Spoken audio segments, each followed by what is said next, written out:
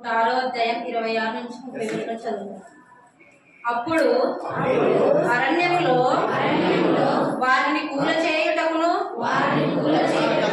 అన్యజనులలో వారి సంతానమును కూల్చుటకును దేశములో వారిని చెదరగొట్టుటకును ఆయన వారి మీద చెయ్యి ఎత్తెను. మరియు వారు బయల్పెయోరును హత్తుకొని చచ్చిన వారికి అర్పించిన బలి మాంసమును భుజించిరి.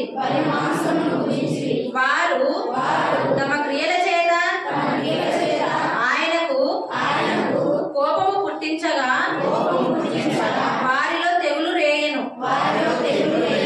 ఫినెహాసు లేచి పరిహారము చేయగా ఆ తెగులు ఆగిపోయెను.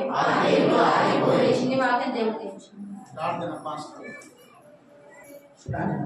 ప్రేమ వల్ల నాయన, కృప వల్ల తండ్రి, నీకు వందనములు స్తోత్రములు చెల్లించుకుంటున్నాం నాయన. గడిచిన వారం నుండినైనా మరొక వారం మాకు అనుగ్రహించి నీ సన్నిధిలో శుద్ధించి నీ గణపరిచి భాగ్యం మాకు అనుగ్రహించినందుకు నీకు వందనములు స్తోత్రములు చెల్లించుకుంటున్నాం. తండ్రి నడిపించండి తండ్రి, వచ్చిన వీళ్ళందరినీ నీ వాక్యానుసారంగా మేము కట్టబడ భాగ్యం మాకు అనుగ్రహించినందుకు మీకు వందనములు స్తోత్రములు చెల్లించుకుంటున్నాం తండ్రి.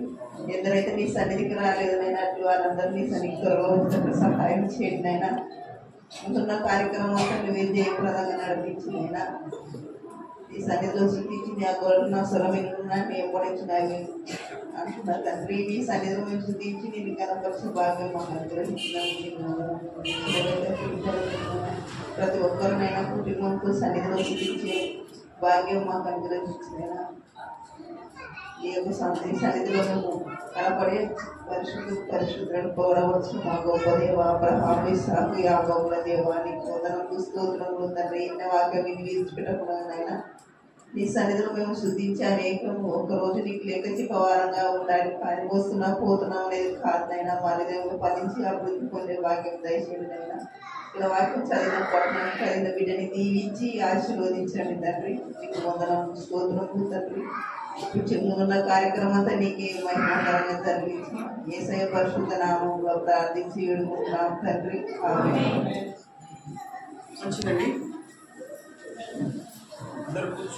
వాక్య పఠనం చదివించిన సహోదరి సిగ్గుతలకి ప్రార్థించినటువంటి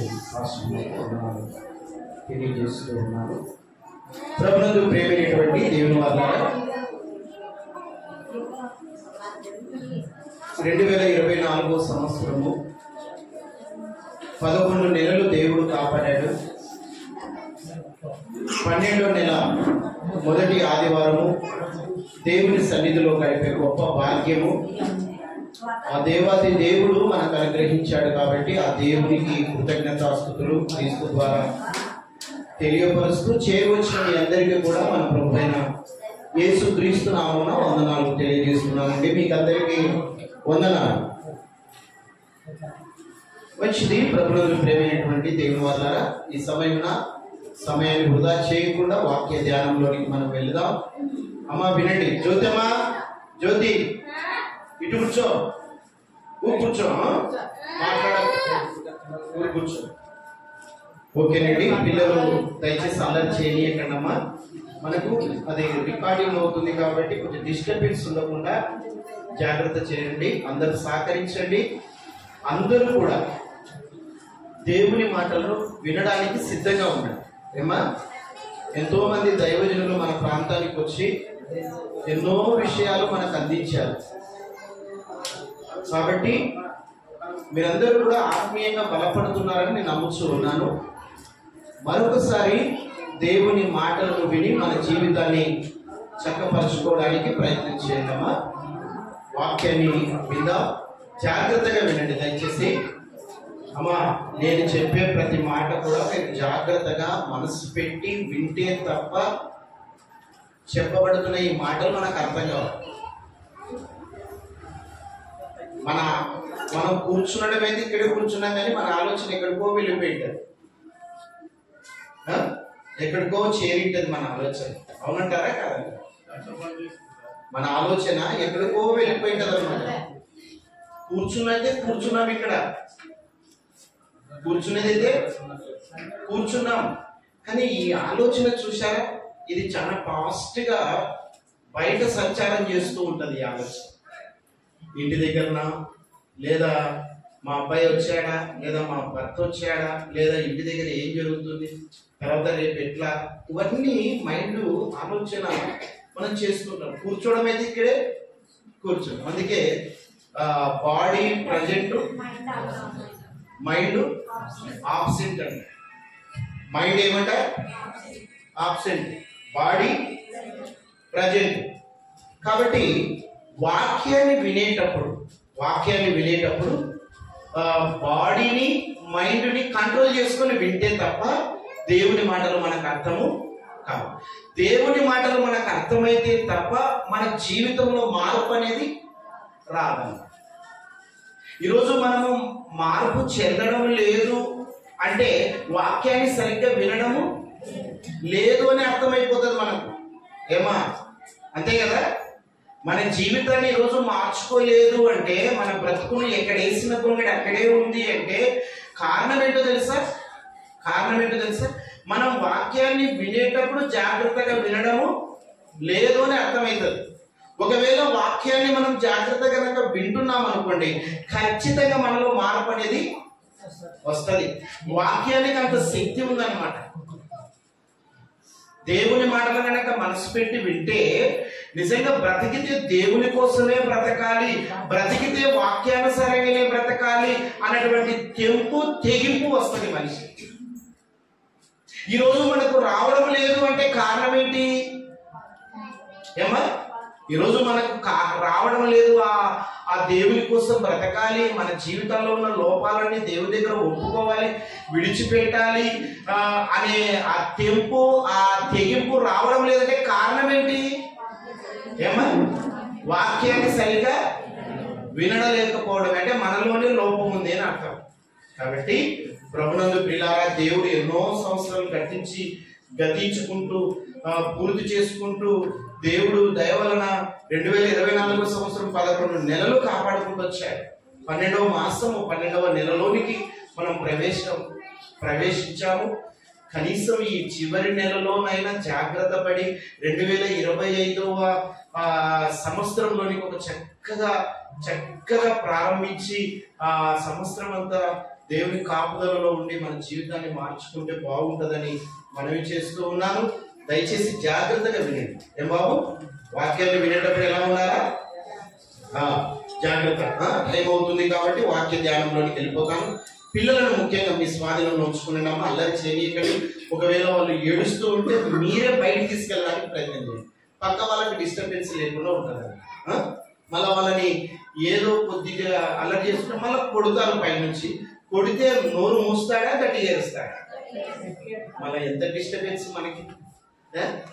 ఆలోచన కలిగి కొట్టకుండా బయటికి తీసుకెళ్ళి కొంచెం ఓదార్చుకొని లోపలికి, లేదంటే పిల్లలకు కొంచెం ఏమైనా తీసుకురండి, కొంచెం ఆహారం, ధాన్యం, కొంచెం వారికి ధాన్యం పెడితే కొంచెం కంట్రోల్ అవుతారు.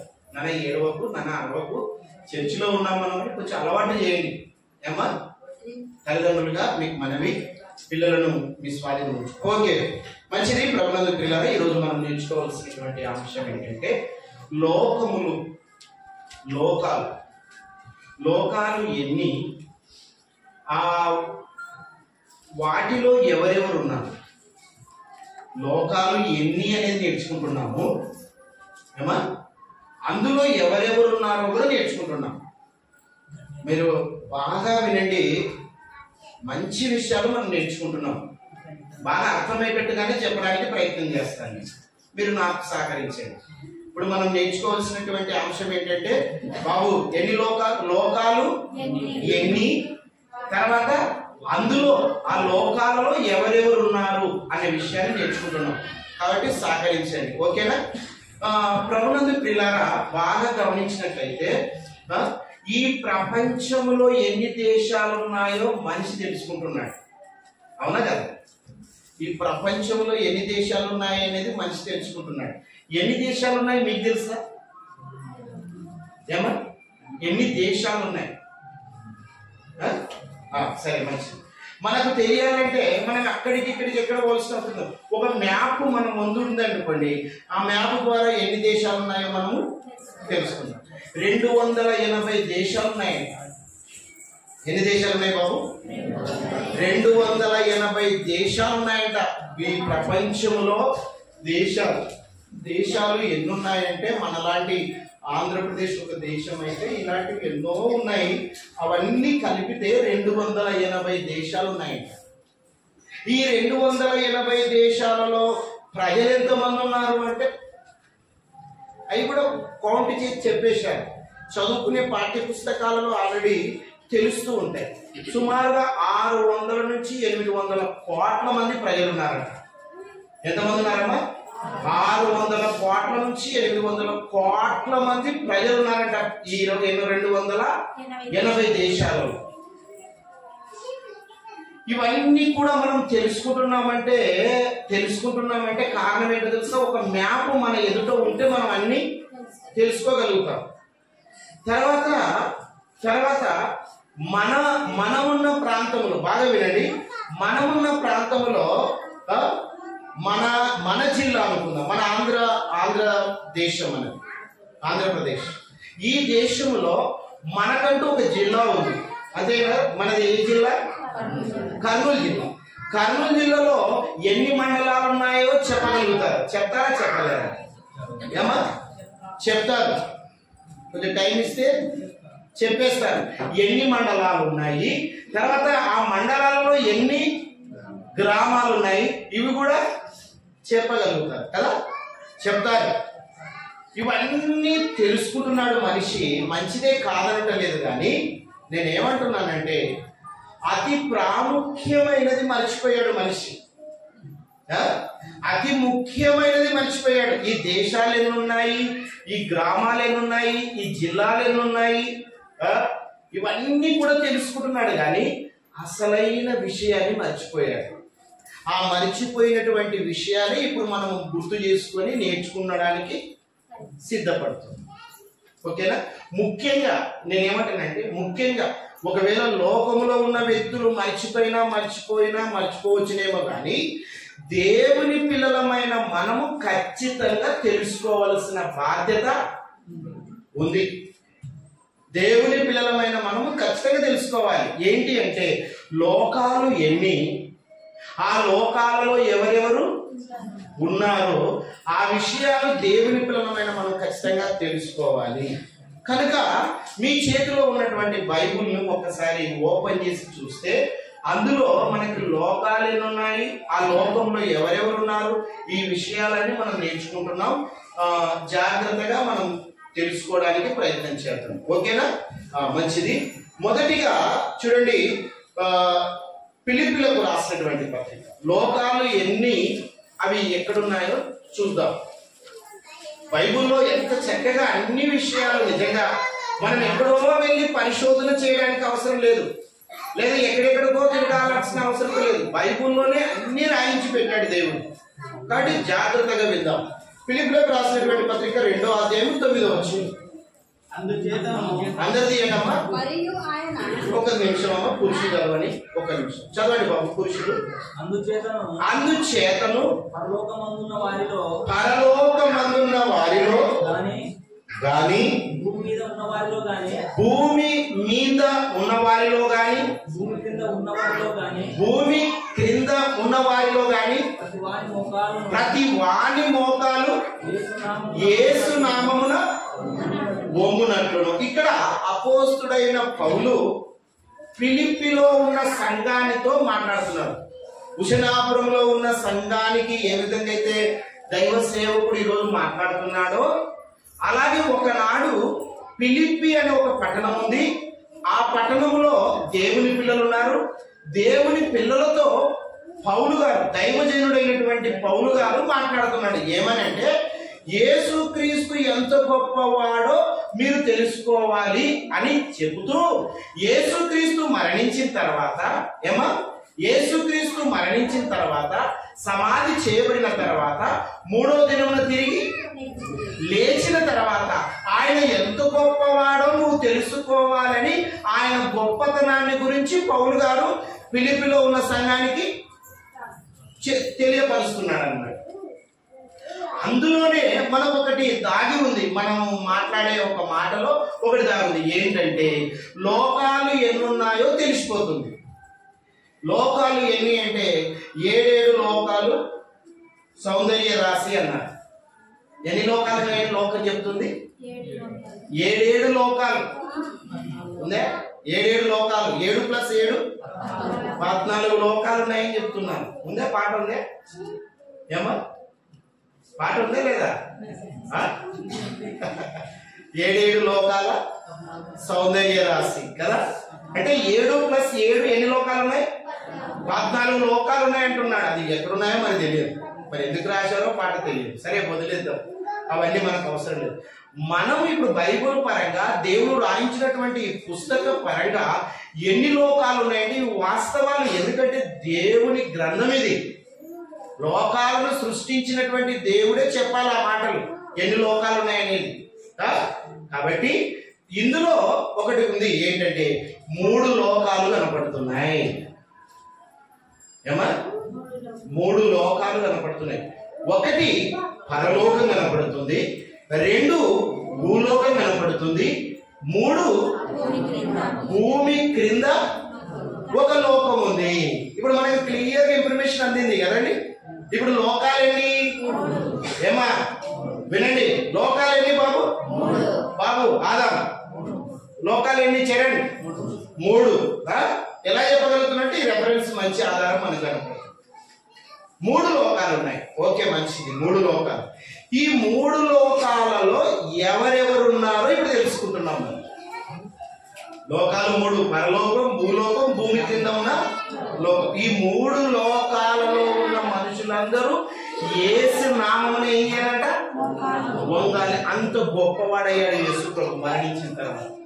3 లోకాలలో ఉన్న ప్రజలందరూ యేసు నామమున వంగాలి అన్నాడు కదా. కాబట్టి ఈ 3 లోకాలలో ఎవరెవరు ఉన్నారో ఒక్కసారి మనం బాగా ఆలోచన చేద్దాం. మొదటి లోకం పరలోకాన్ని గురించి ఆలోచన చేయాలి.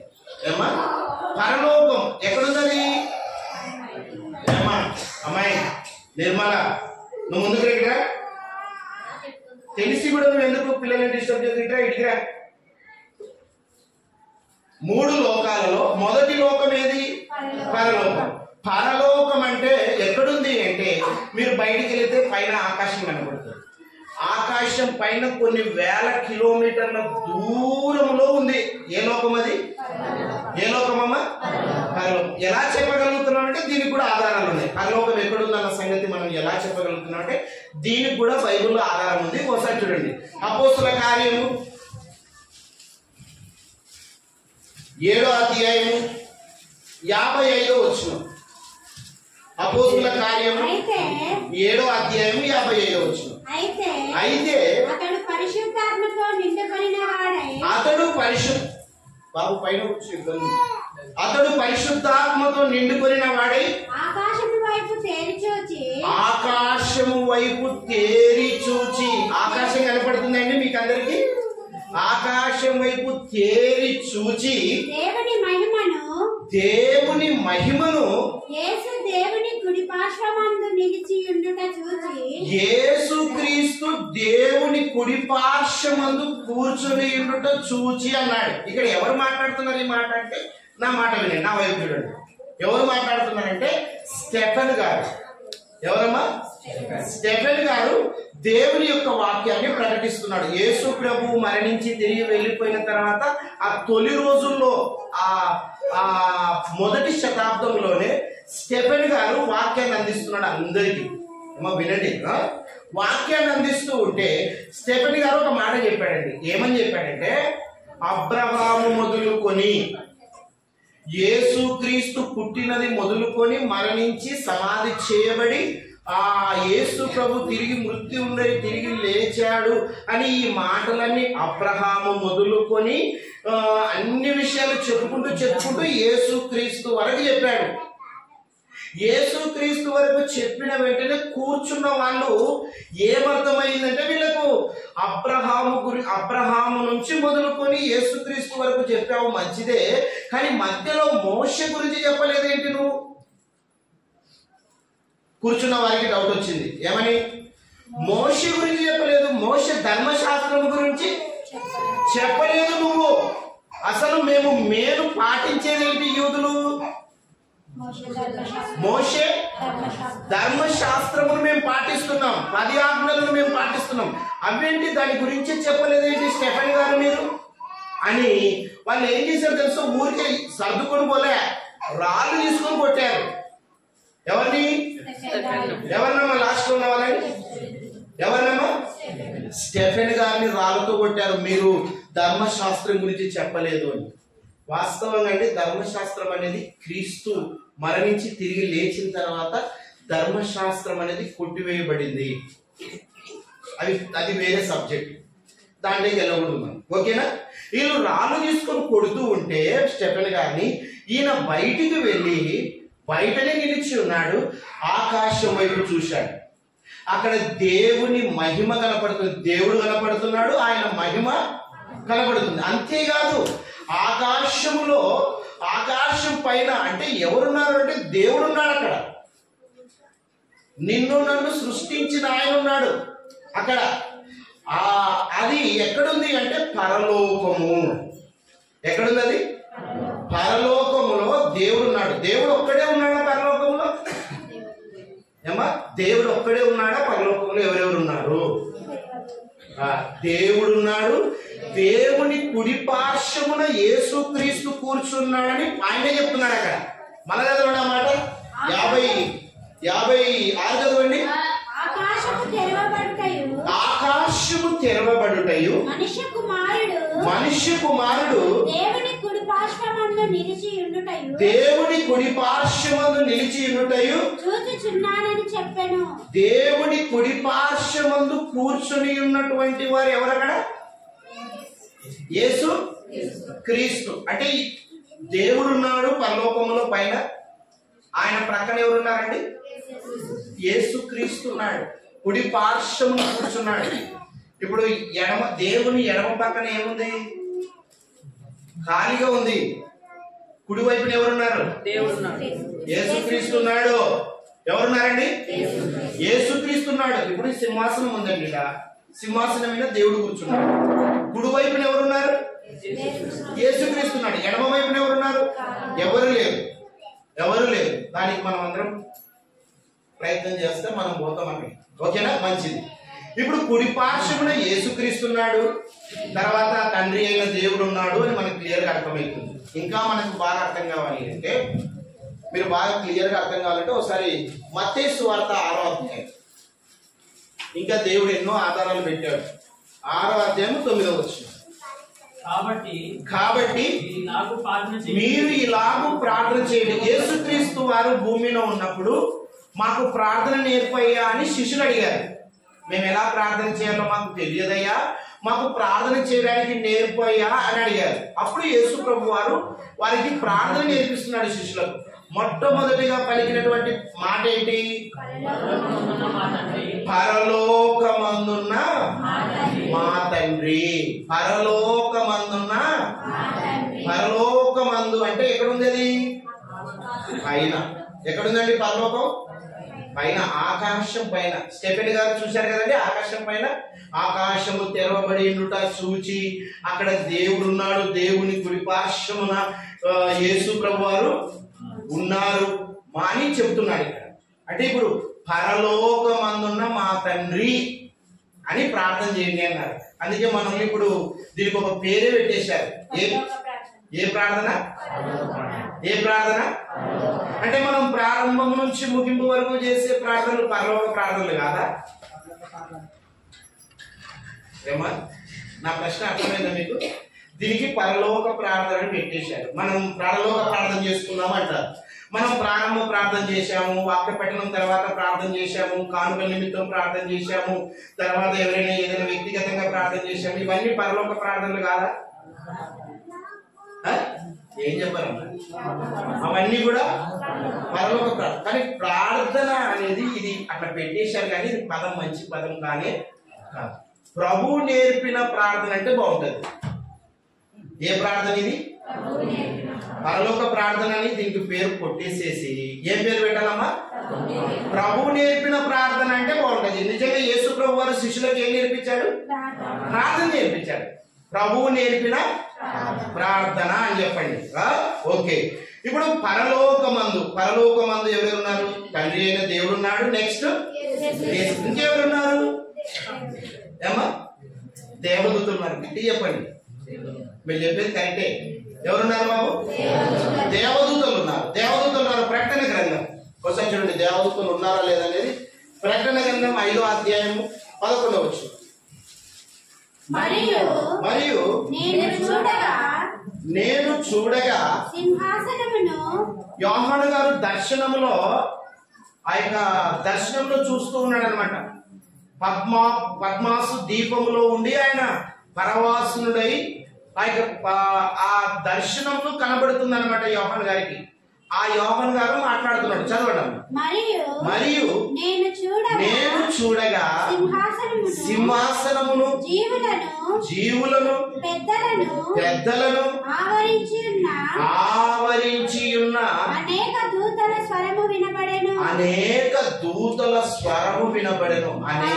వారి లెక్క కోట్ల కొలది. అనేకుల దేవదూతల స్వరము వినబడేను. అనేకులు అంటే ఎంతమంది? ఇంతమంది. ఎంతమంది? కోట్ల కొలది దేవదూతలు. కోట్ల కొలది దేవదూతలు పరలోకములో ఉన్నారు. వాళ్ళంతా ఏం చేస్తున్నారంటే దేవుణ్ణి స్తుతిస్తున్నారు. యెహోవా దేవుడు పరిశుద్ధుడు, పరిశుద్ధుడు, పరిశుద్ధుడు అని పొగుడుతూ ఉన్నారు. వాళ్ళ డ్యూటీ అంతే. ఇంకా యెహోవా దేవుడు పరిశుద్ధుడు, పరిశుద్ధుడు అని కోట్ల మంది దేవదూతలు. యేసు ప్రభు వారు ఈ లోకంలో పుట్టినప్పుడు ఎంతమంది వచ్చారు? ఒక్కరు వచ్చారా? దేవదూత ఒక్కరేనా? ఇప్పుడు దేవదూత మనం ఒక్కరినే పెడుతున్నాం. క్రిస్మస్ స్కిట్ చేసేటప్పుడు దేవదూత ఎంతమంది వస్తారు?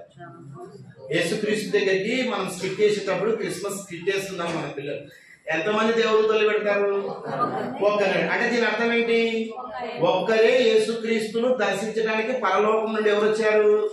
దేవదూతలు వచ్చింది అనుకుంటున్నారు. ఒక్కరే కాదు వచ్చింది, కొన్ని కోట్ల మంది దేవదూతలు పరలోకం నుండి భూమి మీదకి యేసుక్రీస్తును దర్శించడానికి వచ్చారండి. ఆ మాట చూస్తారా? లూకా సువార్త 12వ అధ్యాయం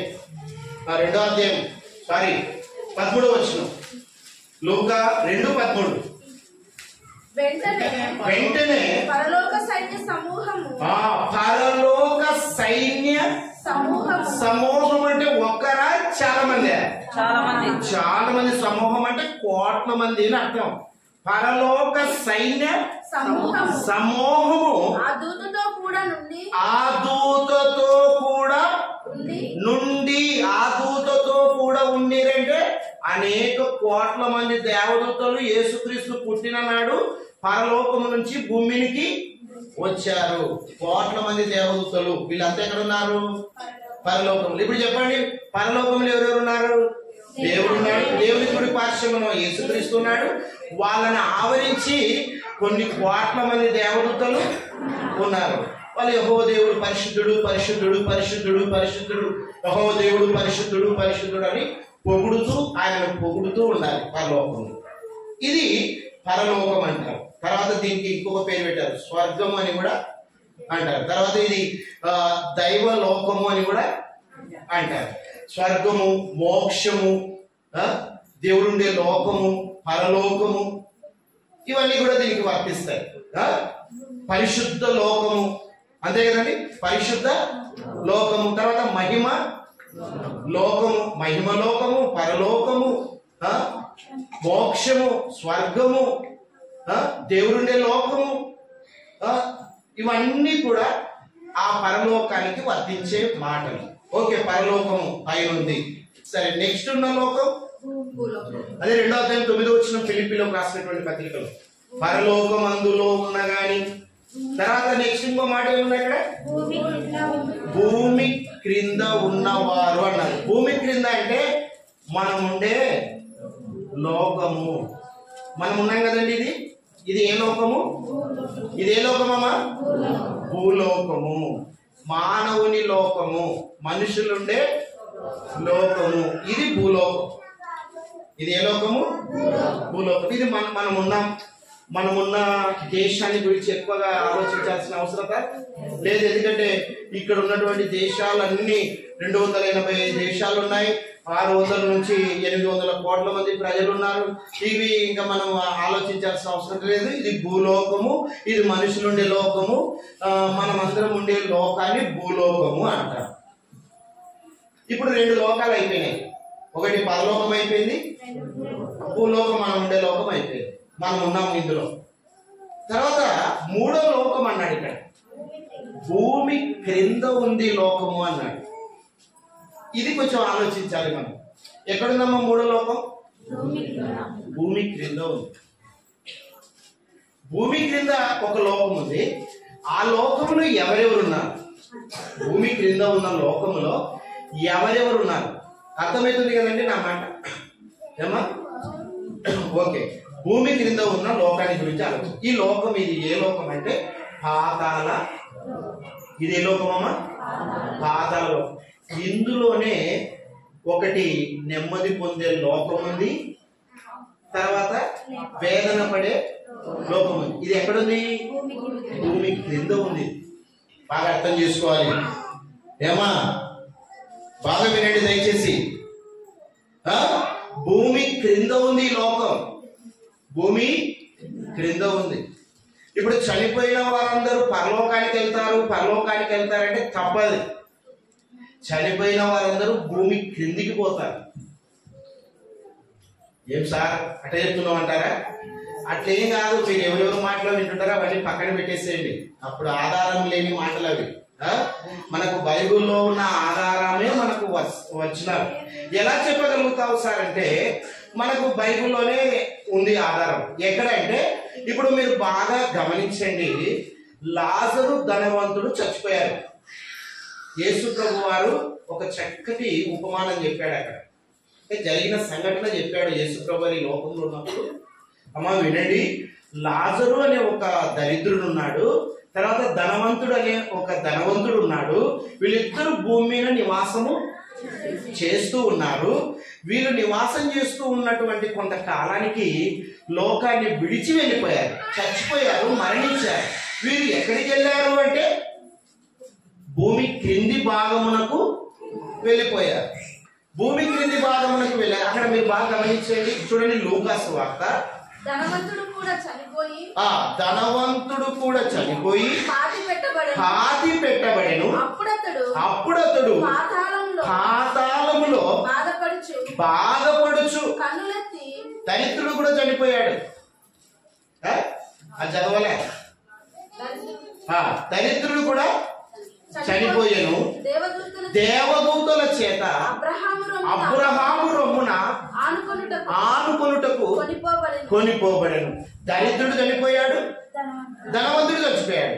దరిద్రుడేమో అబ్రహాము రొమ్మున ఆనుకొనిటకు లాజర్ని తీసుకుని దేవదూతలు వెళ్ళిపోయారు చచ్చిపోయిన తర్వాత.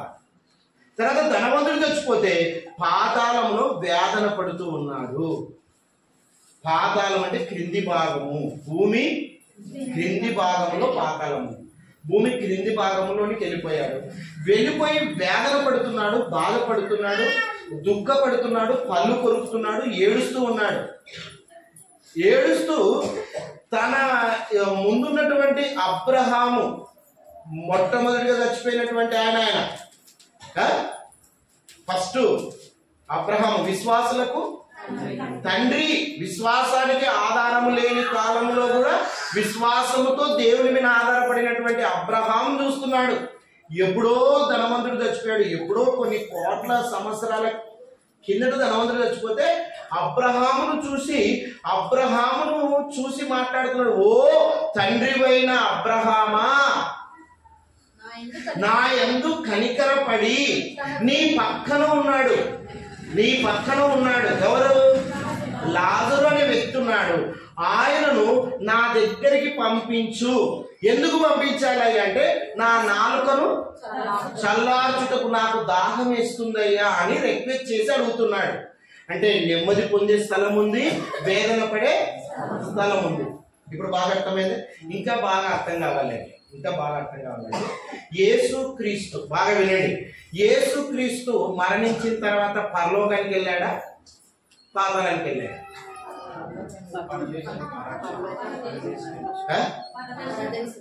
పరలోకానికని కొంతమంది పరదేశం, అంటే ఇది కన్ఫ్యూజ్ కాకుండా యేసుక్రీస్తు మరణించిన వెంటనే భూమి క్రింది భాగమునకు వెళ్ళెను అని బైబిల్లో ఉంది. తెలుసా మీకు? యేసుక్రీస్తు మరణించిన వెంటనే పైకి వెళ్ళిపోలే, పరలోకానికి వెళ్ళిపోలే. ఎక్కడికి వెళ్ళిపోయాడా? భూమి క్రింది భాగమునకు వెళ్ళను. అంటే అక్కడ ఏంటి? పరదేశం ఉంది, నెమ్మది పొందే స్థలం ఉంది, తర్వాత పాతాళం అగ్నిగుండము కూడా అక్కడే ఉంది. యేసుక్రీస్తు వెళ్ళిపోయాడు, నిజంగా వెళ్ళిపోయాడు. ఎందుకు వెళ్ళాడు? క్రిందికి ఎందుకు వెళ్ళాడు? అమ్మా ఇంత చెప్తే చదవండి. ఎందుకు వెళ్ళాడు కిందికి? దొంగ సిలువలో మాట్లాడతాడు కదండి. ఏమా, ఒక దొంగ మార్పు చెందుతాడు. కుడి వైపున ఉన్న దొంగనో ఎడమ వైపున ఉన్న దొంగనో, మొత్తం మీద ఒక దొంగ మార్పు చెంది, అయ్యా నీవు నీ రాజ్యముతో వచ్చినప్పుడు నన్ను జ్ఞాపకం చేసుకోయ్యా, నీవు మళ్ళా వస్తావు, నువ్వు మరణించి తిరిగి లేస్తావనే నమ్మకం నాకుంది. ఎంత ఆ మాటలో ఎంత సారాంశం తాగిందో తెలుసా? ఆ దొంగ మాట్లాడిన మాట చివరిలో, నీవు మళ్ళా వస్తావు, నీ రాజ్యంతో వస్తావు, అప్పుడు నన్ను జ్ఞాపకము చేసుకోయని ఈ మాటలన్నీ యేసుప్రభు వెంటనే ఆ మాట అన్నాడు, నేడు నీవు నాతో కూడా పరదేశులో ఉందువు. నేడు నీవు నాతో కూడా పరదేశులో ఉండు. పరదేశి అంటే పరలోకం కాదు, పరదేశి అంటే నెమ్మది పొందే స్థలము. పరదేశికి వెళ్దువు అనడానికి ప్రభు నిజంగా కిందికి వెళ్ళాడు. చనిపోయిన వెంటనే అంటే కిందికి వెళ్ళాడు. ఎఫెసీయులకు రాసినటువంటి పత్రిక చూడండి. అపోస్తలుడైన పౌలు ఎఫెసీకి సంఘానికి లేఖ రాస్తూ కింద ఉన్నటువంటి పాతాళాన్ని గురించి 4వ అధ్యాయం 9వ వచనం. 4వ అధ్యాయం 9వ వచనం. ఆరోహణమాయను అనగా, అంటే ఆయన ఎవరు? ఇక్కడ యేసుక్రీస్తు గురించి చెప్తున్నాడు. ఆరోహణమాయను, ప్రభు ఆరోహణమాయను, ప్రభు ఆరోహణమాయను, ప్రభు పోయినాడు పైకి, పైకి పోయినాడు, పైకి పోయినాడు అనుకుంటున్నారేమో. ఆరోహణమాయను అనగా ఆయన అంటే యేసు ప్రభు వారు ఎక్కడంటండి? భూమి యొక్క క్రింది భాగమునకు దిగెననియు అర్థమిచ్చుచున్నది. మీరు ఆడ పుట్టినోట్లో చిన్న ఉంటది, అది ఉండే ఒకటి ఉందా, రెండు ఉందా? రెండు కాడ పుట్టినోట్లో కింద చూడండి. మొదట అంటే యేసు ప్రభు మరణించి తిరిగి మరి ఆయన ఎక్కడికి వెళ్ళాడు లేచిన తర్వాత? మొదట అంటే మొదట పరదేశికి వెళ్ళాడు. ఎందుకంటే దొంగను విడిచిపెట్టి రావాలి గనక. నేను నాతో కూడా పరదేశంలో ఉండు అన్నాడు కదా. ప్రభు కింది భాగమునకు దిగెను అని ఉంది అక్కడ. ఎంత క్లియర్గా ఉంది అది. ఆరోహణమాయను అనగా ప్రభువు ఆయన క్రింది భాగమునకు దిగెను అని అర్థమిచ్చుచున్నది అన్నాడు. క్రింది భాగమునకు దిగనంటే ఎందుకు దిగాడు కిందికి అంటే పరదేశంలో ఉన్న వారిని చూడడానికి, లేదా పరదేశంలో దొంగను విడిచిపెట్టడానికి వచ్చాడు. వచ్చిన తర్వాత ఆయన మళ్ళా అక్కడి నుంచి ఎక్కడికి వచ్చాడు? పరదేశికి పోయి ఎక్కడికి వచ్చాడు? మళ్ళా ఏమా, ఎక్కడ? పరలోకానికి వెళ్ళిపోయాడు. ఎక్కడికి వచ్చాడు ప్రభు? ఏం బాబు? భూమికి వచ్చాడు. ఎంత క్లియర్ గా ఆధారాలు ఉన్నాయండి మనకు. భూమికి వచ్చాడు ప్రభు. పరదేశం నుంచి మళ్ళీ ఎక్కడికి వచ్చాడు? భూమికి వచ్చాడు. భూమి మీద ఉండి ఆయన 40 రోజులు ఉన్నాడు. చనిపోయి తిరిగి లేచిన తర్వాత ఎన్ని రోజులు ఉన్నాడమ్మా? 40 రోజులుండి శిష్యులందరినీ బలపరిచి, ఇదిగో మరణము తర్వాత ఇంకొక బ్రతుకుంది, ఆ బ్రతుకును మీరు జాగ్రత్తగా పునాది వేసుకొని ఆ బ్రతుకు గురించి మీరు ఆలోచన చేసుకొని మంచిగా బ్రతికి ఆ పరలోకానికి సిద్ధపడని చెప్పి వాళ్ళందరినీ బలపరిచి, మీరు సర్వలోకానికి వెళ్ళి సర్వ సృష్టికి స్వార్థ ప్రకటించండి, నమ్మి బాప్తిసం పొందిన వాడు రక్షించబడను, నమ్మని వారికి శిక్ష విధించబడను, ఈ మాటలు చెప్పండి అని చెప్పి వాళ్ళని చక్కగా బలపరిచి చూస్తుండగానే ఆహరోణమాయను. ఇప్పుడు వెళ్ళిపోయాడు పైకి. ఇప్పుడు ఎక్కడికి వెళ్ళాడు? పరలోకానికి వెళ్ళాడు. అందుకే స్టెఫెన్ గారు ఆకాశం వైపు చూస్తే ఎవరెవరు ఉన్నారు? ఇప్పుడు యేసు ప్రభు ఉన్నాడు, తండ్రి అయిన దేవుడు ఉన్నాడు. అక్కడ ఉన్నాడు ఇప్పుడు యేసు ప్రభు వారు. పరలోకానికి ఏ ఒక్కరు కూడా ఇంతవరకు ఎక్కిపోలేదు అని బైబిల్లో ఉంది. ఎవరు ఎక్కిపోలేదు, ఒక యేసుక్రీస్తు తప్ప. చాలా మంది ఏమంటారంటే నాకు దర్శనం వచ్చింది, ఎంతో మంది మాట్లాడుతుంటారు, నేను పరలోకం పోయి వచ్చినాను. అంత ఈజీగా ఉంటుంది అనుకున్నావా పరలోకం? లేదా నీ పక్కన ఉన్న దేశం అనుకుంటున్నావా? నీ పక్కన ఉన్న ఊరు అనుకుంటున్నావా పరలోకాన్ని పోయడానికి? ఒకసారి మనిషి లోకాన్ని విడిస్తే మళ్ళా వచ్చే అవకాశము లేదనమాట. ఈ లోకాన్ని విడిస్తే అయిపోతుంది. ఇంకా ఒక్కసారి తల్లి గర్భం నుంచి ఈ లోకానికి వచ్చావు, వచ్చిన నీవు మళ్ళా భూగర్భంలోనికి వెళ్ళాలి తప్ప మళ్ళీ ఈ లోకానికి వచ్చే అవకాశము లేదు. అది ఏదో ఎలా మాట్లాడతారో నాకు తెలియదు, కానీ వాక్యాధారం అయితే అసలు పరలోకానికి ఇంతవరకు ఎవరు ఎక్కి పోలేదు. ఓకే, మంచిది.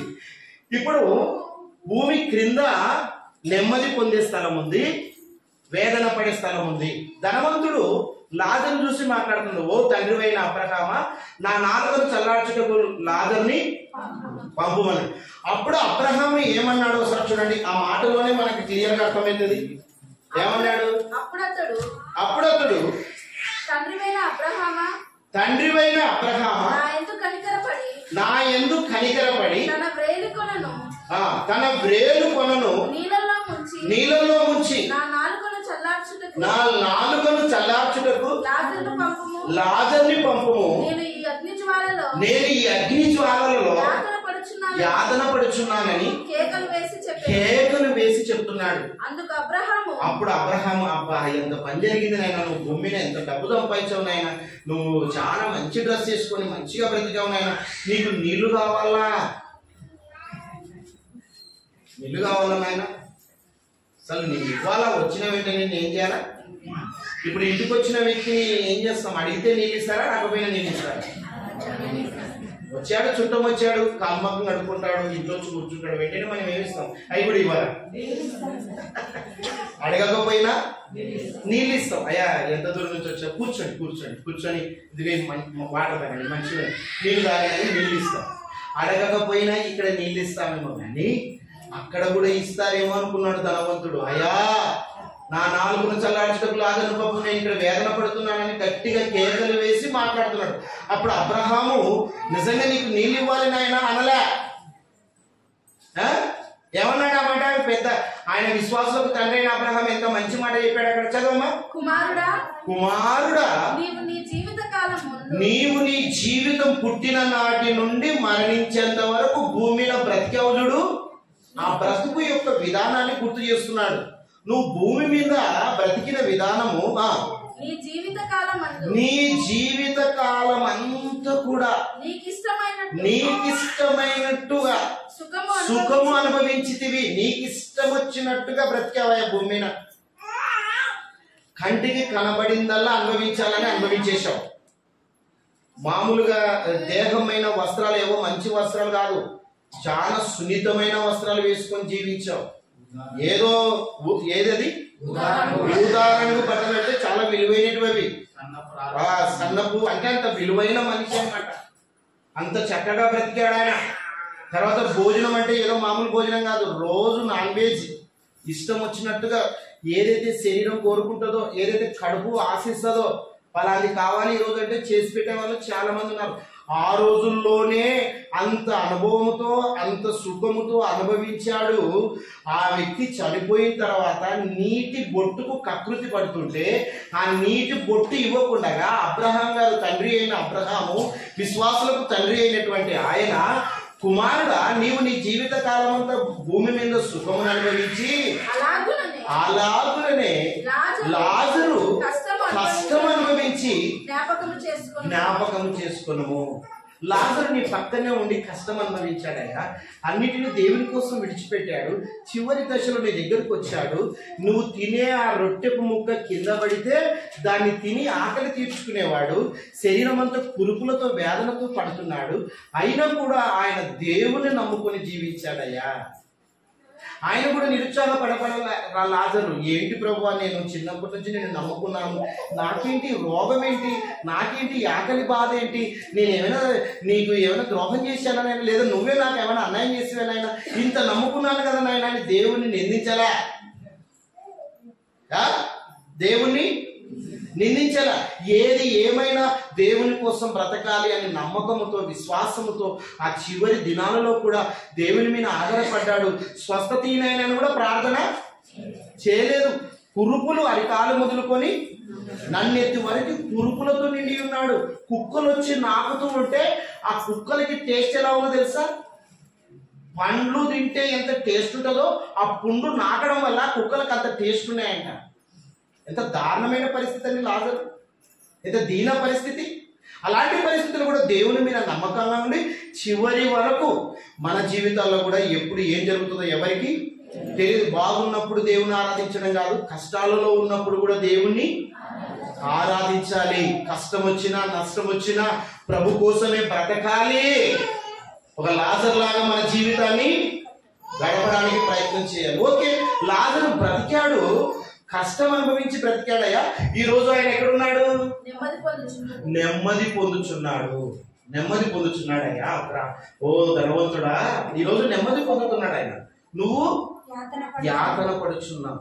సరే అయ్యా, ఆయన నెమ్మది పొందే స్థలంలో ఉన్నాడు, నేను యాతన పడే స్థలంలో ఉన్నాను, కొంచెం నీళ్ళగా సహాయం చేయాలి, నీటిని సహాయం చేయంటే అప్పుడు అబ్రహంగా అన్న మాట వినండి.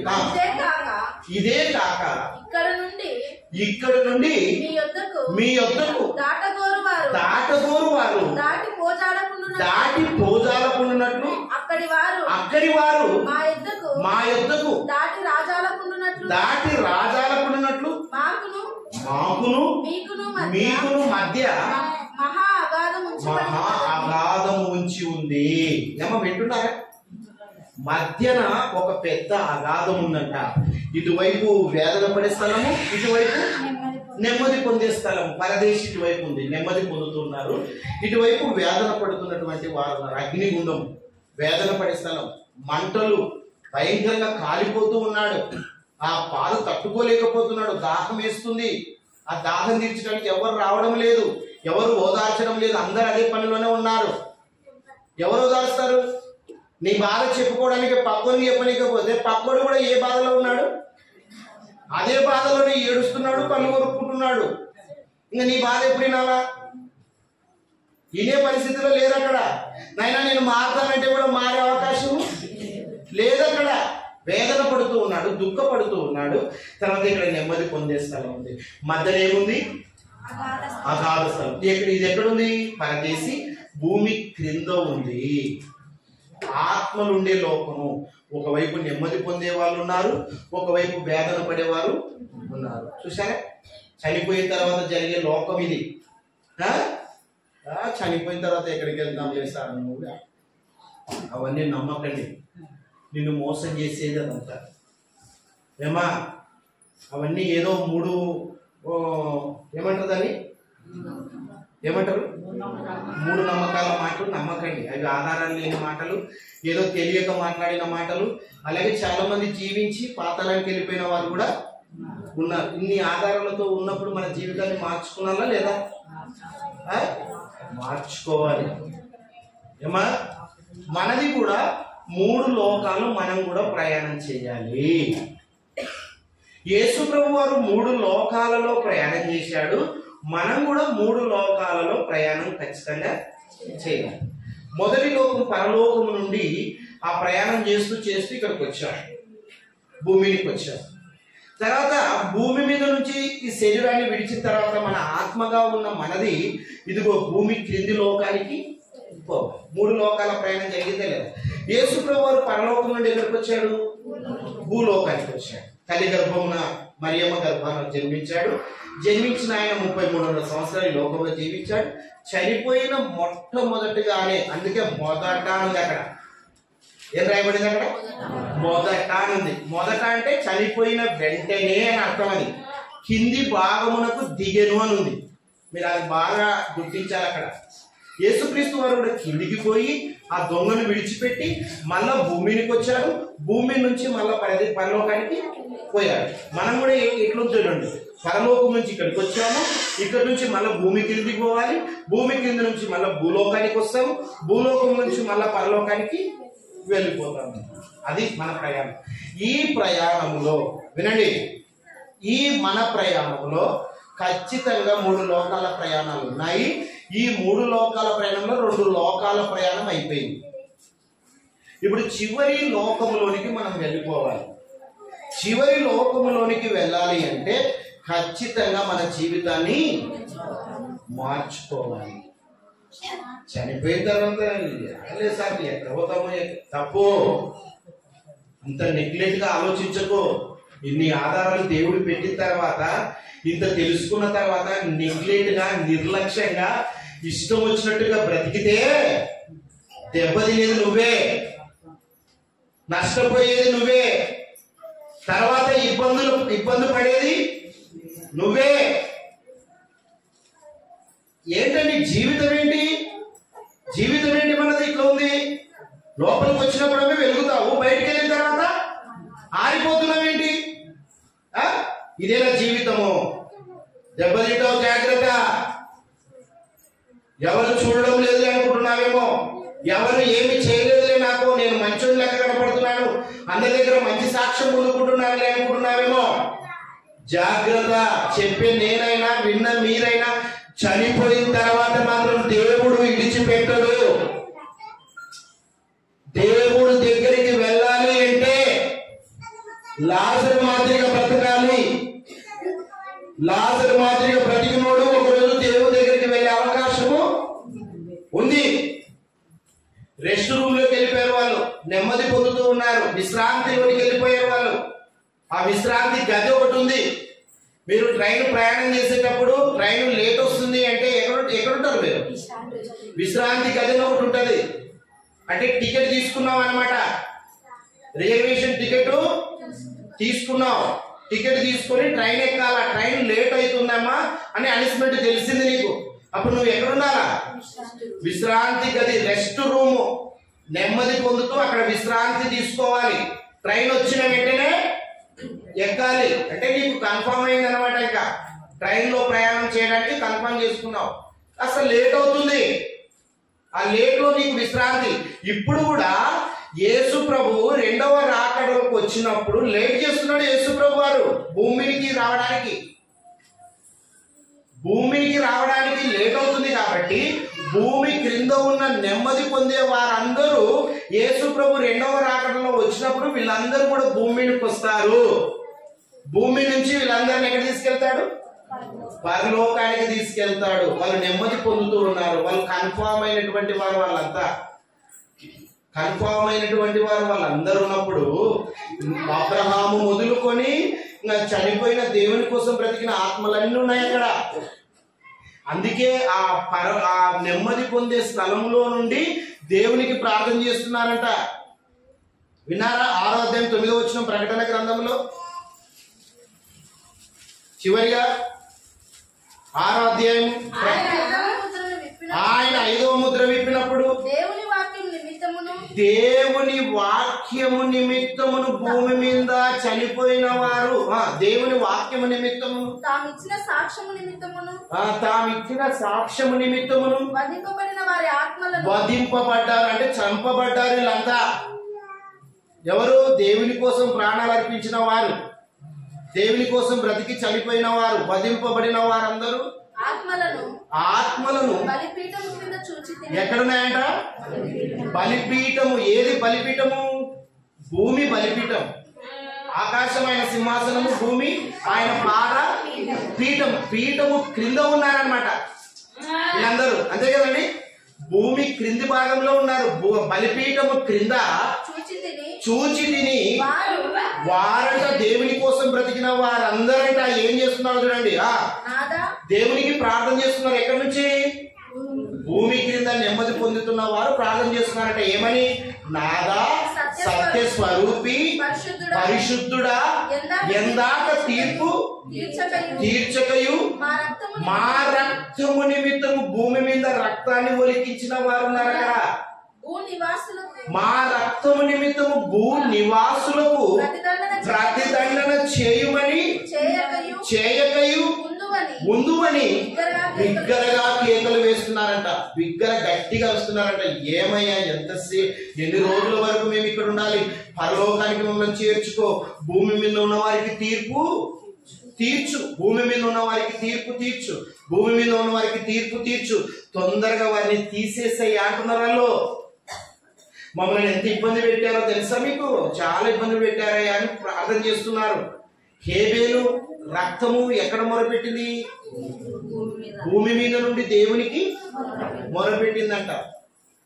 హేబేలు యొక్క రక్తము అంటే యేసుక్రీస్తు యొక్క రక్తం కూడా భూమి మీద ఒలికిపోసాడా లేదా?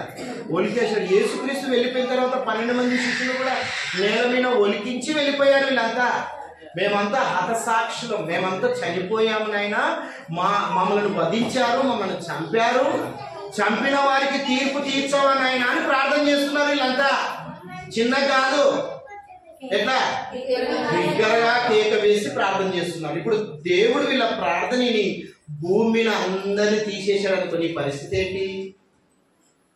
నా పరిస్థితి ఏంటి? అగ్నిగుండమేగా. ఎందుకంటే మార్పు అనేది మన జీవితాల్లో కనపడడం లేదు. ఎందుకు ఆపాడు అంటే పక్కనే యేసు ప్రభు ఉన్నాడు.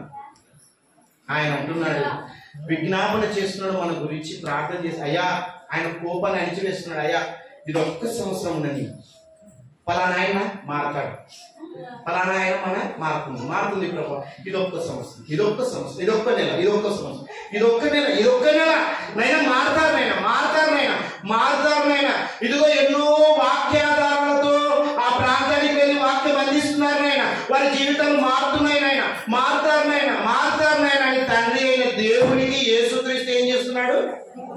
విజ్ఞాపన చేస్తూ ఉన్నాడు.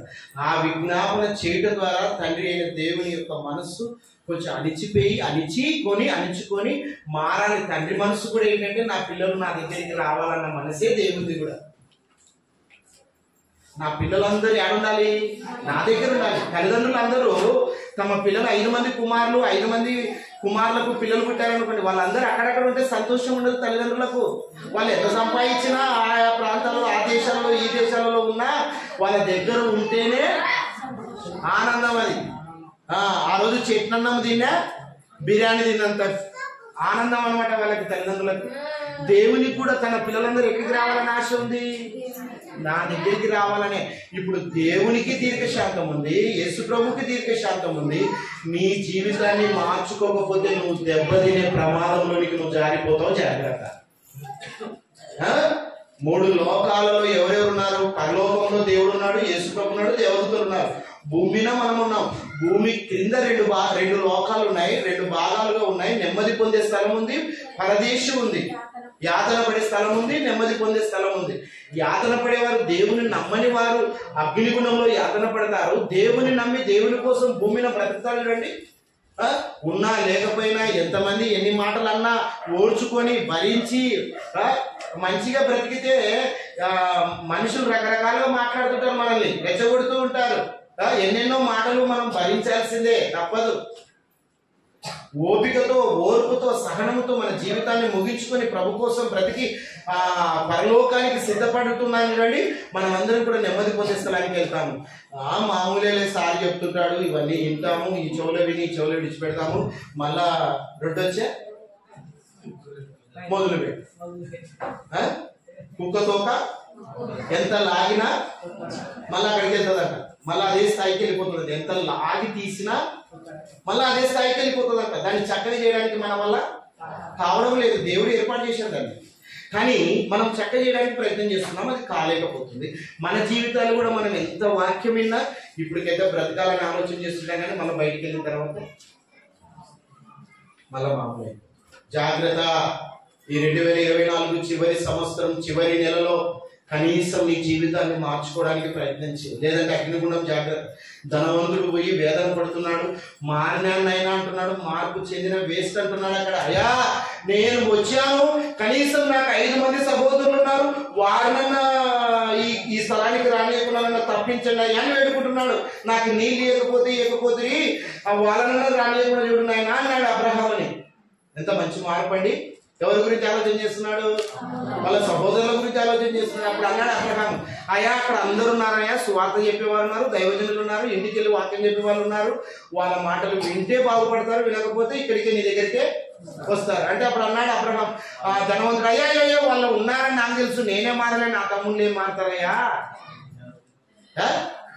నేనే మారలే, వాళ్ళు ఉన్నారు అక్కడ, నేను చూసినాను, వాళ్ళ మాటలు నేనే లే, నా తమ్ముళ్ళు ఏమింటారు. మరి ఎట్లా? చచ్చిపోయినోడే ఒకడు వచ్చి వాక్యం చెప్పమనయ్యా. ఎంత మంచి మాట అండి. ఎవరు చెప్పాలంట? ధనవంతుడు రిక్వెస్ట్ ఎక్కడ ఉందంటాడు. చచ్చిపోయిన వ్యక్తి ఇక్కడే పక్కన ఉండే లాజరన్న పంపియ్యా అంటున్నాడు వాళ్ళ తమ్ముళ్ళ గురించి. బాబా ఎంత మంచి ప్రేమ వచ్చిందండి. ఉన్నప్పుడేమో తల్లి అన్నదమ్ములు అసలు మాట్లాడరు, భూమి మీద ఉన్నప్పుడు. చనిపోయిన తర్వాత ఎంత ప్రేమ వచ్చిందండి.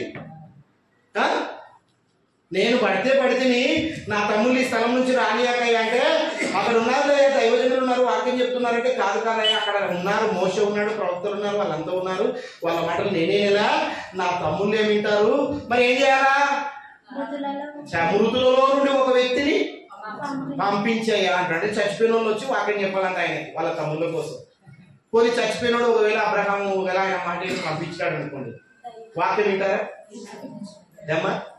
బాబు ఆగండి ఆగండి, అయ్యో బాబు దయ్యం దయ్యం దయ్యం అని పరుగులు తీస్తారు. నిలవన్నా నిలబడతారా? అందుకే అబ్రహాం అన్నాడు, అయ్యా అది కుదరని పని, ఒక్కసారి తల్లి గర్భంలో నుంచి భూలోకానికి వచ్చావు, భూలోకంలో ఉన్న నీవు భూగర్భంలోకి వెళ్ళాలి, కానీ మళ్ళా భూమికి వచ్చే అవకాశము లేదు అని చెప్పేశాడు కళ్ళకండిగా. కాబట్టి ఉన్న ఈ జీవితాన్ని, మన జీవితాన్ని మార్చుకుందాం, దేవుని కోసం బ్రతుకు. చాలు, 40 ఏళ్ళు గడిచాయి, 60 ఏళ్ళు దగ్గర పడుతున్నాయి, 30 ఏళ్ళు గడిచాయి, ఇక చాలు, లోకాన్ని విడిచిపెట్టు, దాని నుంచి నీకు ప్రయోజనమే లేదు, దెబ్బతిన్నావు. దేవుడు అవకాశం ఇస్తున్నాడు, దేవుడు నీ పట్ల దీర్ఘశాంతం చూపిస్తున్నాడు. యేసు ప్రభు కూడా నీ గురించి ఆలోచన చేస్తున్నాడు. ఈ సంవత్సరం ఖచ్చితంగా నా బిడ్డ మారతాడు మారతాడు మారతాడు మారతాడు మారతాడయ్యా. కొంతవరకు మారాడు, ఇవి కూడా విడిచిపెడతాడు, ఇవి కూడా వదిలేస్తాడైనా నాకు నమ్మకం ఉంది అని దేవుని విజ్ఞాపన చేస్తూ ఉన్నాడు. కానీ చనిపోయినటువంటి ఆత్మలు, నెమ్మది పొందుతున్న ఆత్మలు ఏమని మొరపెడుతున్నాయి? వాళ్ళనంతా తీసేయి, ఓ నాథ సత్యస్వరూపి, ఎందాక భూనివాసులకు తీర్పు తీర్చగా ఎందువు, వాళ్ళని తీసేసాయని పరదేశంలో ఉన్న ఆత్మలు దేవునికి మొరపెడుతున్నాయి. యేసు ప్రభు విజ్ఞాపన చేస్తున్నాడు, ఎంత ప్రేమ మన పట్ల.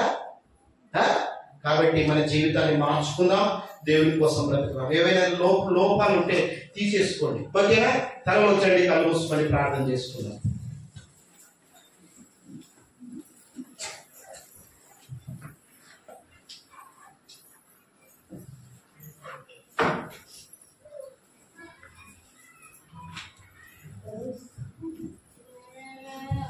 దయగలమైన ప్రేమ మీ పిల్లలకు మీరు చెప్పమన్న మాట్లాడు. నేను చెప్పాను తండ్రి, చెప్పిన నేనైనా విన్న నీ పిల్లలైనా మా జీవితాన్ని ఒకసారి మళ్ళీ జ్ఞాపకాలలోకి వెళ్ళిపోయి, మళ్ళీ మా ప్రవర్తన ఒక్కసారి గుర్తు చేసుకోవాలి తండ్రి. నిజంగా గుండె మీద చేయి వేసుకుంటే ఎన్ని లోపాలు కనపడుతున్నాయి నాయన, ఎన్ని లోపాలునైనా వీటన్నిటిని భరిస్తూ ఉన్నావు తండ్రి. నీకు స్తోత్రాలు. మా పట్ల నీకున్న నమ్మకం ఎంత గొప్పది తండ్రి. మారుతాడు మారుతారు మారుతారు మారుతారు అని నాయన మీరు చూపిస్తున్న దీర్ఘశాంతం ఎంత గొప్పది తండ్రి. ఇక చాలు ప్రభువా, మా జీవితంలో ఉన్న లోటుపాట్లన్నిటినీ స్వస్తి చెప్పి వదిలేసి నీకోసం బ్రతుకుతాం అని నిర్ణయం తీసుకున్నటువంటి మీ పిల్లలందరినీ దీవించి ఆశీర్వదించి వారికి మీ సహాయం అందించమని ముందున్నటువంటి కార్యక్రమం మీకు మహిమకరంగా జరిగించున్నాను. క్రీస్తు పేరిట ఈ ప్రార్థన మీకు సమర్పించి అడిగి వేడుకొనుచున్నాం తండ్రి, ఆమేన్. యేసుక్రీస్తు యొక్క శరీరానికి సాదృశ్యమైనటువంటి రొట్టెను, ఆయన రక్తానికి సాదృశ్యమైనటువంటి ద్రాక్షరసం మనలో ఉంది. అందరూ కూడా పరీక్షించుకుని అనాలోచనగా తీసుకోక ఆలోచన కలిగి భయం ఉండాలండి. భయం లేకపోతే ప్రయోజనం లేదు. స్టూడెంట్ టీచర్కి భయపడితేనే చదువు వస్తుంది. ఎవరికి భయపడాలమ్మా? టీచర్కి భయపడాలా. అప్పుడే నేర్చుకుంటాడు, క్రమశిక్షణ నేర్చుకుంటాడు, చదువు నేర్చుకుంటాడు, గొప్పవాడు అవుతాడు ఒక రోజు. దేవుడు శిక్షిస్తాడని నీకు కూడా ఏముండాలి? భయం ఉండాలి. తప్పు చేసేటప్పుడు దేవుని మాటను గుర్తించండి, దేవుని మాటను జ్ఞాపకాలకు తీసుకోండి. లేకుంటే యేసు ప్రభు యొక్క సిలువలో కాల్చినటువంటి ఆ రక్తాన్ని జ్ఞాపకం చేసుకోండి. నా కోసమే కదా, ఈ తప్పు చేయటం వల్లనే కదా ఆయన బలైపోయాడు. నేను పుట్టక మునిపే నేను ఈ తప్పు చేస్తానని ఆయన తెలుసుకొని ఆయన నా కోసం ఏం చేశాడు? రక్తాన్ని చిందించాడు కదా. నేను చేయకూడదు, నేను చెయ్యను. రక్తము చిందించడం అంటే మామూలు విషయం కాదన్న. శరీరంలో నుంచి రక్తము బయటకు రావాలంటే శరీరం పైన మాంసం పైన ఎముకలతో అత్తుకొని ఉంటుంది. నరాలలో పారుతుంటది ఏది? రక్తం. కొట్టేవాడు కూడా ఎక్కడ చర్మాన్ని తగిలించి మాంసానికి తగిలి లోపల ఆ యొక్క నరాలు చిట్టిపోవాలి, అప్పుడే రక్తం అనేది బయటికి. ఎంత నొప్పి ఉంటుందండి ప్రభు, ఎంత నొప్పి అనుభవించాలి. అందుకే ఆ తండ్రి యేసు ప్రభు వారు మాట్లాడిన దేవా నా చెయ్యి ఎందుకు విడిచిపోయావు? ఇంతవరకు నువ్వు చెయ్యి పట్టుకుని నడిపించావు, ఈ సిలువలో ఏంటి ప్రభు నా చెయ్యి వదిలేసింది నువ్వు? వదిలేయాలి అన్నాడు దేవుడికి. నీ చెయ్యి వదిలేస్తేనే వీళ్ళందరూ నా చేతి క్రిందికి వస్తారు నాయన అంటున్నాడు దేవుడు. ఈ చెయ్యి వదిలేస్తేనే నాయన నిన్ను వదిలేయాలి, నువ్వు సిలువలో మరణించాలి, నువ్వు సిలువలో రక్తాన్ని చిందించాలి. ఆ రక్తం చిందించితేనే తప్ప నా పిల్లలు, భూమి మీద ఉన్న నా పిల్లలు పాపం చేసినటువంటి వారు నీ రక్తం ద్వారా కడిగి వేసుకొని పరిశుద్ధపరచబడి పరిశుద్ధమైన లోకంలోనికి రావాలి. నా పిల్లలు రావాలంటే నీ చెయ్యి విడవాలి నాయనా అన్నాడు. నా దేవా నన్ను ఎందుకు చెయ్యి విడిచిపెట్టాడు. విడిచిపెట్టుట ద్వారానే నీకు క్షమాపణ దొరికింది. నువ్వు చేసావు కదా మంచి పనులు కాదవి, నువ్వు చేసే పనులు ఏమవి? మంచి పనులు కాదవి. ఒక్కొక్కని సినిమాలో చూపించినట్టు ఒక్కొక్కని క్యారెక్టర్ కానీ టీవీ మీద చూపిస్తే ఎంత అవమానంగా ఉంటామండి మనం, ఎంత తలదించుకుంటాం మనం. ఆ తప్పుడు పనులు చేస్తుంటే అందరి ముందర కనపడితే ఎట్లుంటుంది మన పరిస్థితి? ఒక్క మాటనే చేసే తప్పుడు పనులు కూడా ఎవ్వరు చూడలేనప్పుడే చేసుకుంటాం. ఆ తప్పుడు పనులు, ఆ మోస పనులు ఇవన్నీ ఎక్కడ జరుగుతాయి? చీకటిలో జరుగుతాయి. ఎవరు లేనప్పుడు జరుగుతూ ఉంటాయి. ఎవరు లేరు నువ్వు అనుకొని చేసుకున్నావు సుమా, కానీ దేవుడు నీ వైపు చూస్తున్నాడని భయం లేదు. దేవుని యొక్క దృష్టి ఉందని నీకు తెలియడం లేదు. అసలు సీసీ కెమెరాలు భూమి అంతటా ఉందని నీకు తెలియదు. లోపల ఒక షాప్లోకి వెళ్తే సీసీ కెమెరా పెట్టింటాడు ఒక అంగడివాడు. ఆ సీసీ కెమెరాలో ఎక్కడ ఏం చేసినా కనపడుతుంది. కానీ దేవుడు భూమినే ఒక సీసీ కెమెరా పెట్టేశాడు. ఈ సీసీ కెమెరా ఎక్కడ తయారు చేశారు? ఎక్కడి నుంచి వచ్చింది ఇది? సీసీ కెమెరా అమర్చాడు కదా షాప్ లో, ఎక్కడి నుంచి తయారైపడింది ఇది? ఎక్కడి నుంచి తయారైపడింది? భూమిలో ఉన్న పరికరాలను తీసుకొని ఈ సీసీ కెమెరా తయారైంది. చిన్న ఒకటి ఇసుక రేవు ఉంటుందంట, చిన్నగా ఇసుక రేవుతో సీసీ కెమెరాలు తయారు చేశారట. ఆ సీసీ కెమెరా ఏంటంటే నువ్వు ఏదైతే చేస్తున్నావో అన్నీ అలా కనపడుతుంటాయి. నువ్వు నిద్రపోతున్నావా, పని చేస్తున్నావా, వేరే వాళ్ళతో మాట్లాడుతున్నావా. యజమానుడు ఏం చేస్తాడు? అందరినీ గమనించలేడు కదా. సీసీ కెమెరా పెట్టేసి ఒక రూమ్ లో కూర్చుంటాడు ఆయన, అందరినీ చూస్తుంటాడు. మొత్తం ఫ్యాక్టరీలో ఎవరెవరు పనిచేస్తున్నారు, ఎవరెవరు మాట్లాడుతున్నారు, అందరి దగ్గరికి వెళ్ళాడు ఆయన. ఒక దీన్ని చూస్తేనే బయటపడుతుంటాడు. ఎక్కడ గేట్ కాడ ఉన్న ఆయన ఏం చేస్తున్నాడు, లోపల ఉన్న వాళ్ళు ఏం చేస్తున్నారు, అక్కడ ఉన్న వాళ్ళు ఏం చేస్తున్నారు, ఇవన్నీ కూడా కనపడుతుంటాయి ఈయన దగ్గర. అప్పుడు వాళ్ళని పిలిచి కనిపిస్తూ ఉంటాడు. మరి ప్రభువే భూమి మీద అంతటా సీసీ కెమెరాలు అమర్చారు. భూమిలో నుంచే వచ్చింది అది సీసీ కెమెరా. ఇప్పుడు భూమి కూడా సీసీ కెమెరా కాదంటారా? భూమి ఒక సీసీ కెమెరా. భూమి ఒక సీసీ కెమెరా అన్నప్పుడు నువ్వు చేసే నీచ కార్యాలు కనపడవా దేవునికి? నువ్వు చేసే మోస పనులు కనపడవా దేవునికి? నువ్వు చేసే తప్పుడు పనులు కనపడవా దేవునికి? కనపడతాయి, కనపడతాయి. కనబడుతున్నప్పటికీ కూడా ఓర్చుకున్నాడు. ఇక చాలించు, ఇక ఆపేసే. వద్దు. దేవునికి దీర్ఘశాంతం ఉండడం వల్ల నువ్వు బ్రతికి పట్టగడుతున్నావు. నీ మాదిరిగా నా మాదిరిగా కోపం వెంటనే వస్తే, మన కోపం ఎప్పుడు వస్తుంది? వెంటనే వస్తుంది మన కోపము. వెంటనే వచ్చినప్పుడు చేతిలో ఏదన్నా ఉన్నది ఇంకా ఇసిరి ఆడేయడమే. అరిసిన తర్వాత కొద్దిసేపటి కోపం రాదు మనకు, వెంటనే వస్తుంది. దేవుని కూడా వెంటనే కోపం అనేది వస్తుంది, కానీ అణుచుకుంటున్నాడు. కారణం ఏంటంటే ఆయనకు దీర్ఘశాంతము ఉంది. దీర్ఘశాంతం, చాలా దీర్ఘశాంతం. ఆ దీర్ఘశాంతం ఉండడం వల్లనే నువ్వు నేను బ్రతుకుతున్నావు. కాబట్టి కొంచెం తగ్గించుకొని మన జీవితాన్ని మార్చుకొని, ఏమైనా తప్పులు పొరపాటు జరుగుతూ ఉంటే దేవుని దగ్గర ఒప్పుకోవడానికి ప్రయత్నించండి. ప్రభా, నా తప్పులు ఇవి ఉన్నాయి, నా పొరపాట్లు ఇవి ఉన్నాయి. నిజమేనైనా అందరి ముందు నేను మంచివానిగా ఉన్నాను. ఎవరి దగ్గర కూడా ఎన్ని మోస పనులు చేశాను, ఎన్ని తప్పుడు పనులు చేశాను, ఇవన్నీ కూడా నీకు తెలుసని నీ యొక్క వాక్యం ద్వారా. అందుకే అన్నాడు కదా, ఆకాశం ఆలకించు, భూమి చెవి యొక్క. భూమి వింటుంది అనమాట. నువ్వు చేసే ప్రతి పని కూడా వింటుంది, ఆకాశం చూస్తుంది.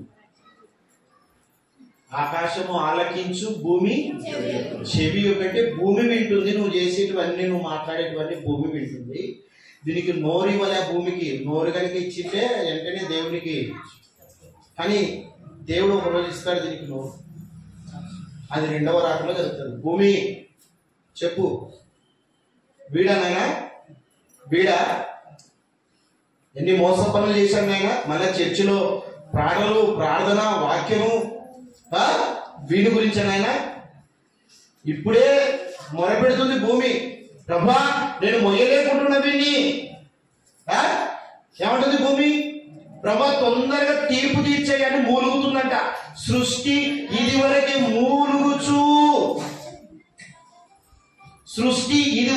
మూలుగుచు దేవుడికి మొరపెడుతుందంట. ప్రభా తీసేసేనైనా ఈ మంచోళ్ళనైతే నేను మోస్తాను, కానీ అంత పనికిరాని పనులు చేస్తున్న వాళ్ళని నేను ఎలా మోస్తాను ఆయన అంటుంది భూమి. భూమి కూడా భారం అయిపోతున్నాం. భూమి కూడా మొయ్యలేకున్నది. భూమి ఎవరిని హ్యాపీగా మోస్తా తెలుసా? ఎవరిని సంతోషంగా మోస్తా తెలుసా? దేవుని కోసం ఎవరైతే బ్రతుకుతారో, మంచిగా బ్రతుకుతున్నారో, మంచి ప్రవర్తన కలిగి జీవిస్తున్నారో వారిని హ్యాపీగా మోస్తారు, సంతోషంగా మోస్తారు. చెడిపోతుంటే నీ తల్లి నేను అంటది, నేను ఎందుకు మోసాను రా, నువ్వు అప్పుడే పీటల మీదే ఉన్నప్పుడే చనిపోయింటే బాగుండు అని తల్లి అంటది. 9 మాసాలు మోసిన తల్లి అంటది. భూమి అనరా? భూమి కూడా అంటుంది, 40 ఏళ్ల నుంచి మోస్తున్నాను ఆయన వీన్ని, తీసేసే వీన్ని. సృష్టి మూలుగుచున్నదంట. కాబట్టి ప్రభువుల ప్రియులారా, ఆలోచించి మంచి నిర్ణయం తీసుకొని ఇందులో చేయవేయండి. తలలోంచండి, కళ్ళు మూసుకొని అందరూ ప్రార్థన చేద్దాం.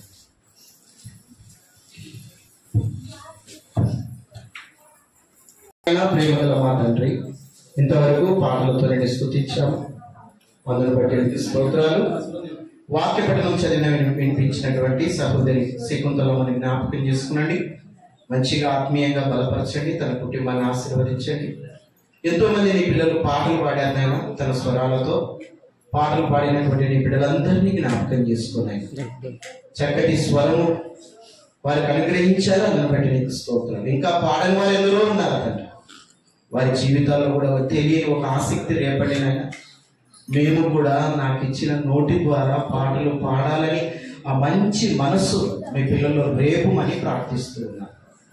అలాగే ప్రార్థించినటువంటి పాస్టర్లను కూడా దీవించిన ఆయన మంచి ఆరోగ్యం నీ బిడ్డకు దయచేయండి.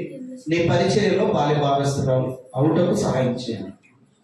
అలాగే నాయన వాక్యం అందించాను తండ్రి, చెప్పిన నేను విన్న నీ పిల్లలు నాయన మా జీవితాలను ఒక్కసారి పరీక్షించుకొని లోపాలు ఉంటే నీ దగ్గర ఒప్పుకొని విడిచిపెట్టి నీ కనికరాన్ని పొందుకొని నీకు ఇష్టలుగా ఈ లోకంలో జీవించటకు సహాయం చేయండి. అలాగే ప్రభు బలలో చేయి వేశారు, వేసినటువంటి ప్రతి హస్తాన్ని దీవించండి నాయన.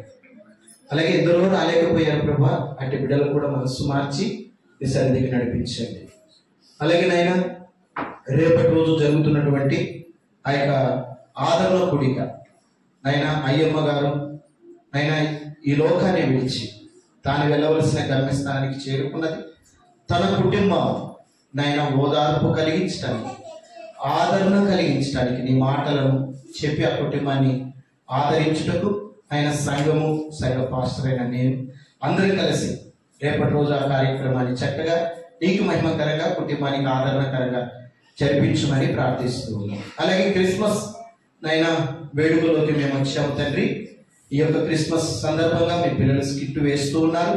వేస్తున్న ప్రతి ఒక్క బిడ్డను దీవించండి నాయన. వారికి ఇచ్చిన పాత్రలు వాళ్ళకు న్యాయం చేసే భాగ్యం దయచేయండి. నేను యవనస్తులు కూడా తీసుకున్నారు నాయన. యవన ప్రాయములనైనా నీ మాటలు వారి హృదయాలను నింపాలని ప్రయత్నం చేస్తూ ఉన్నాం. యవనులు తప్పక తొట్టిల్లు అని చెప్తున్నారు.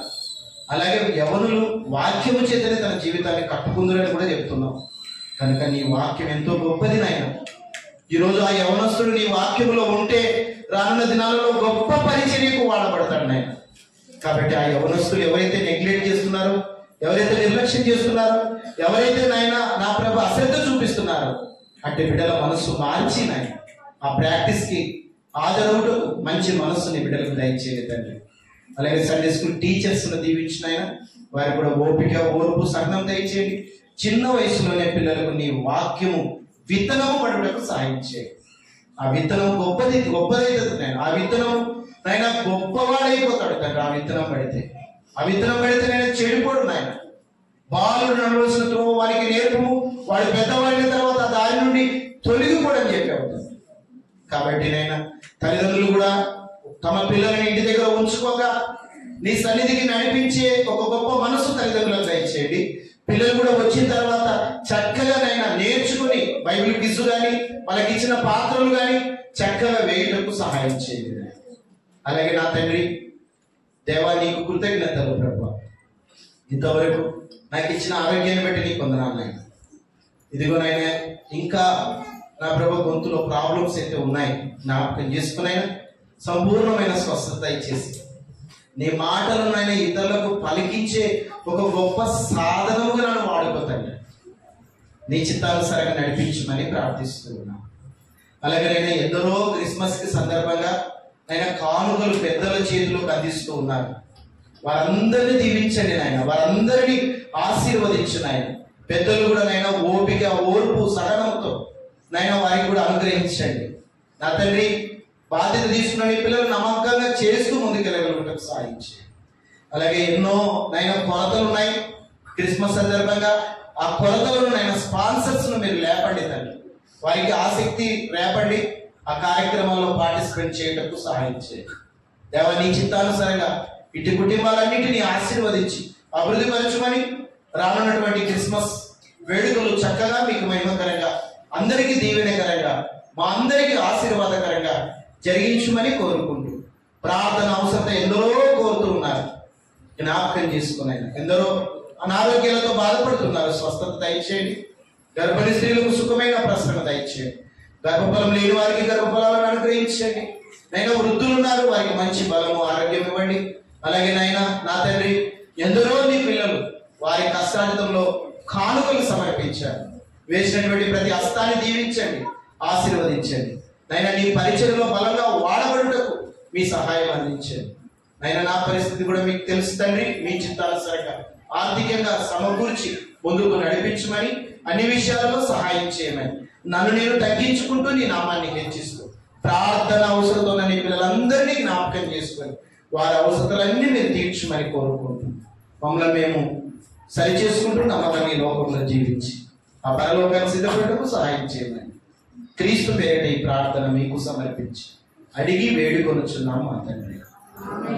ఆమేన్. అందరూ అలాగే ఉన్న పాటన లేచి ప్రభు నేర్పిన ప్రార్థన చేద్దామండి. పరలోకమందున్న మా తండ్రి, నీ నామం పరిశుద్ధపరచబడును గాక, నీ రాజ్యం వచ్చును గాక, నీ చిత్తం పరలోకమందు నెరవేరినట్లు భూమి యందు నెరవేరును గాక. మా అనుదిన ఆహారము నేడు మాకు దయచేయము, మా రుణములను క్షమించి ఉన్న ప్రకారము మా రుణములను క్షమించుము, మమ్మల్ని శోధనలోనికి దాక దుష్టు నుంచి మమ్మల్ని తప్పించుము. ఎందుకంటే రాజ్యము, బలము, మహిమ నిరంతరం నీవై ఉన్నావు తండ్రి. ఆమేన్. కాతమాములో దీవించి క్షేమమిచ్చి పాపము జీవాహార వార్తనిచ్చి మామోను పోషించు.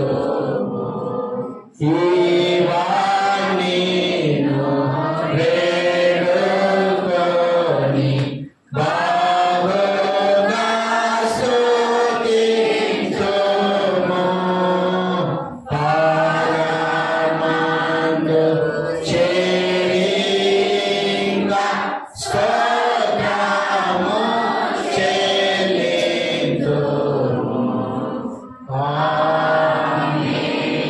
మన తండ్రి అయిన దేవుని యొక్క ప్రేమ, కుమారుడైన యేసుక్రీస్తు యొక్క కృప, పరిశుద్ధ ఆత్మ యొక్క అన్యోన్య సహవాసం ఇక్కడ చేరినటువంటి ప్రతి ఒక్కరికి రానున్న క్రిస్మస్ వేడుకలకును రేపు జరుగుతున్నటువంటి ఆదరణ కూడికకును ప్రార్థన అవసరతున్న నీ పిల్లలందరికీ సదాకాలము తోడైన నడిపించును గాక. ఆమేన్. ఆమేన్. ఆమేన్. అందరికీ వందనాలమ్మా, అందరికీ వందనాలు. ఒకరికొకరు వందనాలు పెట్టుకునండి. ఓకే, పక్క వారికి వందనాలు పెట్టండి అమ్మా.